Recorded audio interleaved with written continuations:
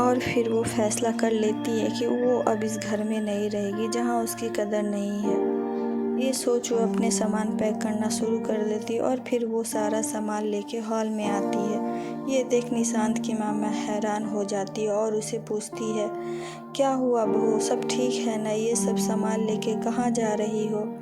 निशांत की बीवी कहती है, मुझे यहाँ ठीक नहीं लग रहा है, मुझे कुछ दिनों के लिए अपने पापा के घर जाना है।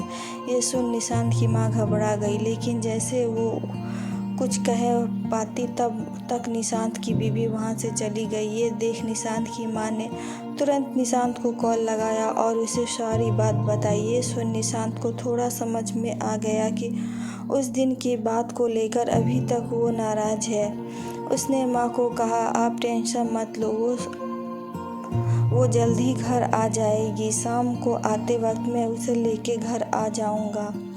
ये सुन निशांत ने कॉल रख दिया और अपने काम में लग गया। जब शाम हुआ, निशांत ऑफिस से निकलकर अपने ससुराल चला गया अपने बीवी को लाने के लिए। उसकी बीवी आने से मना कर दी और कहने लगी कि मुझे कुछ वक्त चाहिए, अकेले रहना है। जैसे ही सब ठीक हो जाएगा मैं आ जाऊंगी वहाँ, आप चले जाओ। ये सुन निशांत ने अपनी बीवी को मनाने की कोशिश करने लगा, लेकिन कहते कहते ना हर चीज़ का एक वक्त होता है। अगर वो वक्त निकल जाए तब आप चाह कर भी कुछ नहीं कर सकते हैं। कुछ ऐसा ही हुआ निशांत के साथ। जब बीवी घर में थी तब निशांत को एक बार भी ख्याल नहीं आया उसे मनाने का, एक बार भी ख्याल नहीं आया उसे बात करने का। और आज जब वो घर में चली गई तब उसे होश आया, मुझे बात करना चाहिए था। बहुत मनाने के बाद जब वो नहीं मानी तब निशांत ने बीवी से पूछा, तुम किस बात को लेकर नाराज़ हो? मैं शराब पिया इसीलिए ना? अगली बार मैं नहीं पीऊँगा शराब, आप माफ़ कर दो, चलो घर। ये सुन बीवी ने कहा, नहीं, मुझे इस बात का इतना बुरा नहीं लगा कि आपने शराब पिया, मुझे उस बात का बुरा लगा कि आपने मुझसे झूठ कहा। आपने मुझसे झूठ कहकर घर से गए, एक बार भी आपको मेरा ख्याल नहीं आया। ना जाने आप पहले भी कितना झूठ बोले होंगे या आगे कितना बोलेंगे। ये सुन निशांत को गुस्सा आया और उसने कहा, तुम बस एक झूठ को लेकर इतना बड़ा हंगामा कर रही हो। एक झूठ ही तो था, और कौन सा? मैंने किसी लड़की के साथ पूरी रात गुजार दी जो तुम ऐसा बोल रही हो। आखिरी बार कह रहा हूँ, चलो घर में पास इतना वक्त नहीं है मेरे पास, बार बार यहाँ आके तुम्हें समझाते रहूं। ये सुन बीबी ने सीधा कहा, आप जा सकते हैं, मैंने आपको नहीं रोका है, खाना बना है, खा के जाना। ये सुन गुस्से से वहाँ से निकल गया बिना खाए।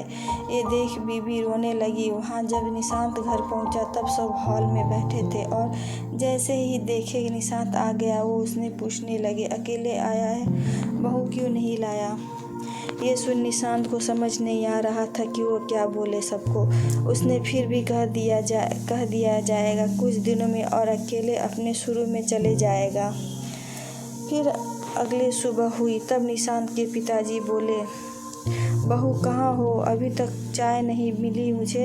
यह सुन निशांत की माँ ने कहा, बहू कहाँ है? आप भूल गए, वो अपने मायके चली गई है। यह सुन वो थोड़ा उदास हो गए और फिर उनकी बड़ी बहू कुछ देर बाद चाय लेके आती है। कुछ देर बाद जब निशांत का वक्त होता है तब घर से नाश्ता बना नहीं रहता है और वह निशांत को हमेशा उसकी बीवी उठती जो फिर अब घर में नहीं है तो वो बेल्ट उठाता है। देखते ही देखते घर का सारा माहौल बिगड़ने लगता है। ना किसी को समय पर चाय मिलता है, ना तो किसी को समय पर खाना।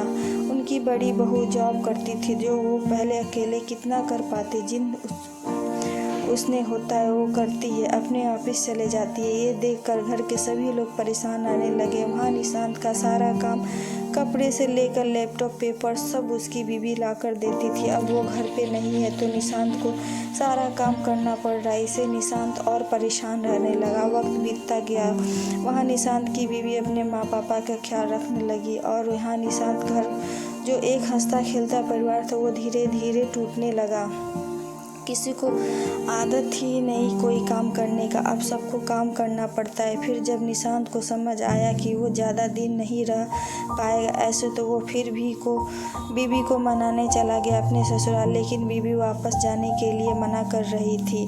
उसका बस एक ही बात कहना, मुझे अब आपके भरोसा नहीं है, आप मुझे झूठ बोलते हो और मैं उस इंसान पे अपनी सारी ज़िंदगी कुर्बान कर दूँ, ये मुझे मेरे मम्मी पापा ने नहीं सिखाया। तो अब जब तक मुझे यकीन नहीं हो जाता तब तक मैं बस घर में नहीं आऊँगी। ये सुन निशांत कहने लगा, क्या तुम एक झूठ को लेकर अब तक इतना बड़ा बात बना के रखती हो? क्या तुम्हारे मम्मी पापा ने ये सिखाया कि अपने पति को, अपने परिवार को छोड़कर अपने मायके जाओ? क्या यही प्यार है तुम्हारा? ये इतना काम किसके लिए कर रहा हूँ? तुम्हारे लिए ना, हमारे अच्छे ज़िंदगी के लिए ना। और तुम हो कि एक झूठ लेकर इतना बात बढ़ा रही हो। प्लीज़ मान जाओ, घर चलो वापस, दोबारा ऐसा नहीं होगा। लेकिन बीबी नहीं मानी। उसने कहा, जब तक मुझे मेरा दिल नहीं कहता तब तक मैं नहीं आऊँगी, आप चले जाओ। और हाँ, खाना बना है, खा के जाना। ये सुन वापस निशांत अपने घर के लिए निकल गया।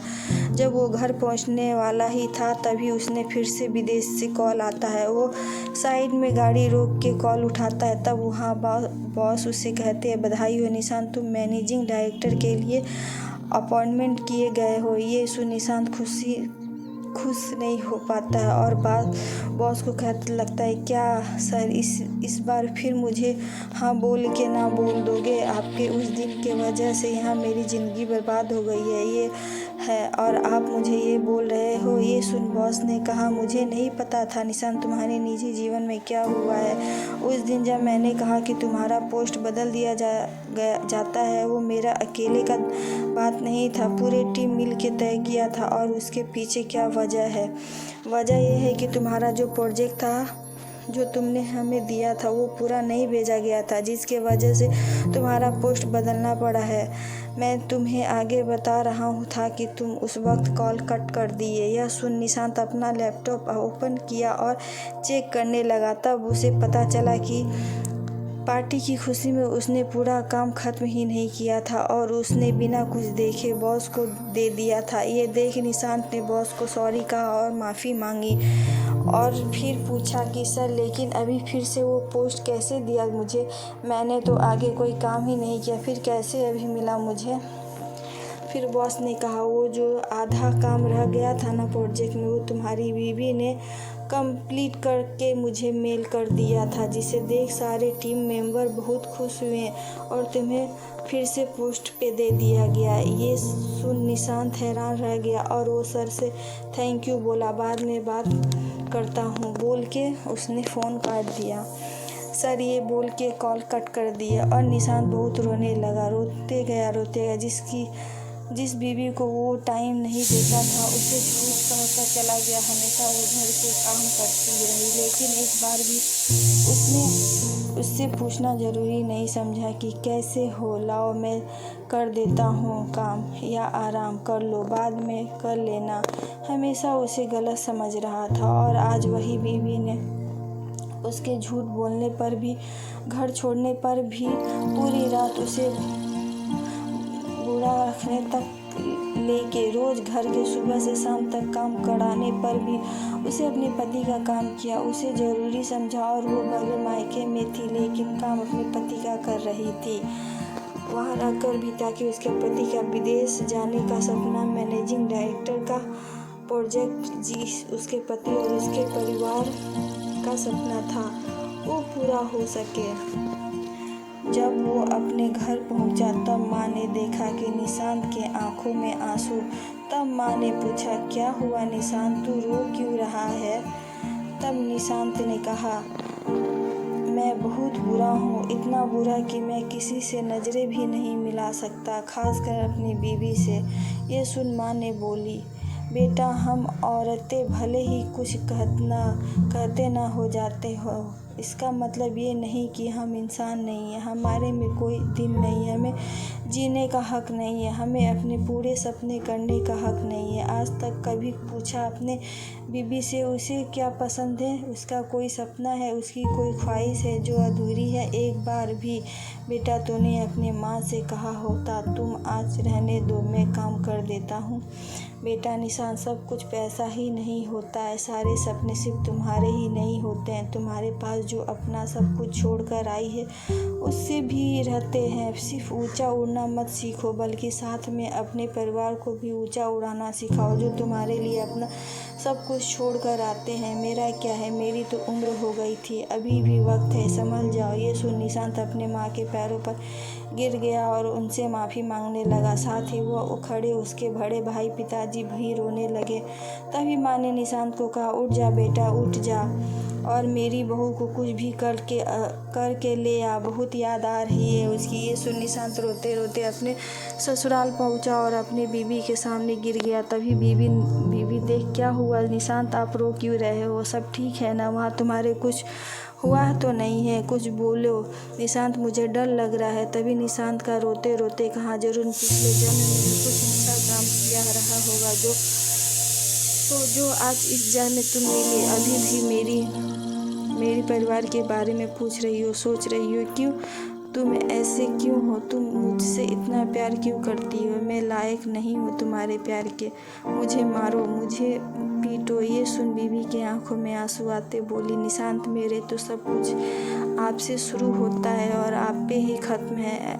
ऐसा कैसे आप मुझे बोल रहे हो, मारो, मुझे मारो, लेकिन कभी भी आपको कुछ होने नहीं दूंगी। ये सुन निशांत बीबी को अपनी बाहों में ले लिया और रोने लगा।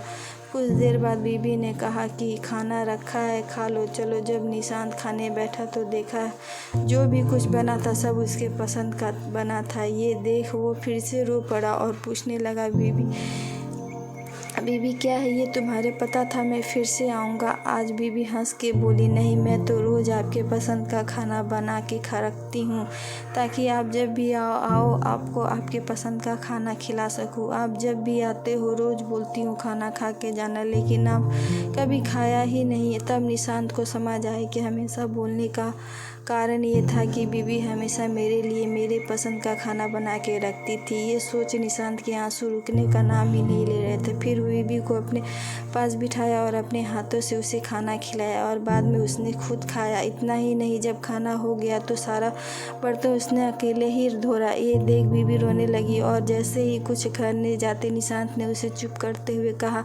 निशांत, आज से और अभी से तुम्हारी आंखों में एक आंसू नहीं आने दूंगा। और वो बैठ गया। कुछ देर बाद बीबी ने कहा, घर नहीं जाओगे?